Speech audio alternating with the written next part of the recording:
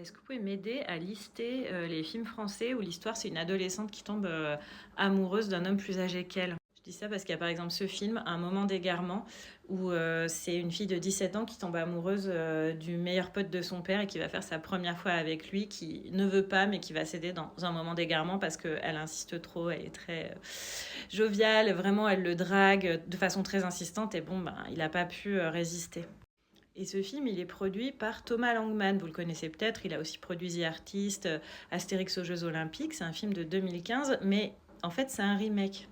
C'est même un remake de Un moment d'égarement. C'est encore mieux hein, au niveau de la représentation de la petite fille avec son seau qui tape. Enfin, c'est et c'est produit donc c'est réalisé en 1977 par Claude Berry. Claude Berry qui est le père de Thomas Langmann. C'est-à-dire que de père en fils, on va reproduire ce récit d'adolescentes qui vont aller chercher des rapports sexuels avec des hommes adultes de leur entourage.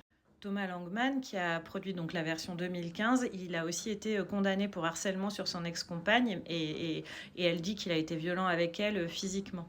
Il a aussi produit un film qui s'appelle Nos femmes, où c'est l'histoire de trois copains qui s'entraident pour cacher le féminicide de l'un d'eux. Dans quelle mesure ce récit répété, représenté, il va pas à la fois excuser des comportements prédateurs chez des hommes âgés, mais aussi finalement les normaliser, les encourager.